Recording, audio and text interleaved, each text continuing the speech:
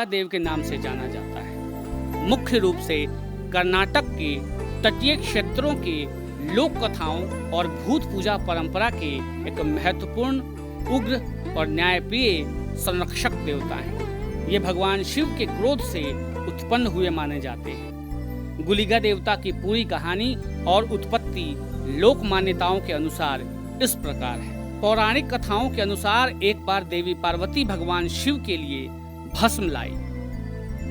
उस भस्म में एक छोटा सा कंकड़ था। भगवान शिव ने उस कंकड़ को जल में फेंक दिया। उसी कंकड़ से गुलिगा देव का जन्म हुआ। जन्म के बाद गुलिगा का स्वभाव अत्यंत उग्र था और उन्हें बहुत तीव्र, कभी न खत्म होने वाली भूख लगी थी। उन्हें शांत करने के लिए पहले भगवान विष्णु के पास भेजा गया, लेकिन उनकी भूख इतनी अधिक थी कि उन्होंने समुद्र की मछलियों को खा लिया और हाथी घोड़ों का खून पी लिया। फिर भी उनकी भूख शांत नहीं हुई। अंततः जब भगवान विष्णु ने उन्हें अपनी छोटी उंगली दी, तब जाकर उनकी भूख कुछ कम हुई। उनके विनाशकारी स्वभाव के कारण उन्हें श्राप देकर पृथ्वी पर भेज दिया गया, जहां उन्हें मानवों और फसलों की रक्षा करने का काम दिया गया।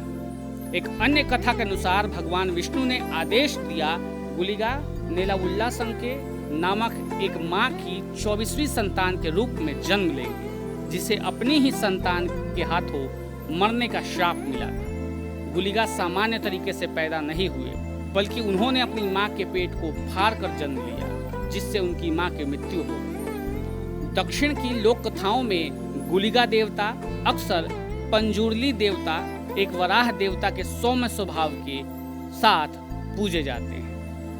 मान्यताओं के अनुसार शुरुआत में दोनों के बीच जमीन को लेकर लड़ाई हुई थी, लेकिन बाद में देवी दुर्गा के हस्तक्षेप से उसमें सुलह हो गई और वे एक दूसरे के साथी बन गए। पंजुर्ली जहां दयालु और क्षमाशील हैं, वहीं गुलिगा न्याय लागू करने वाले और बुराई को दंडित करने वाले एक क्रूर देवता हैं। गुलिगा देवता को दैवीय न्याय का प्रवर्तक माना जाता है।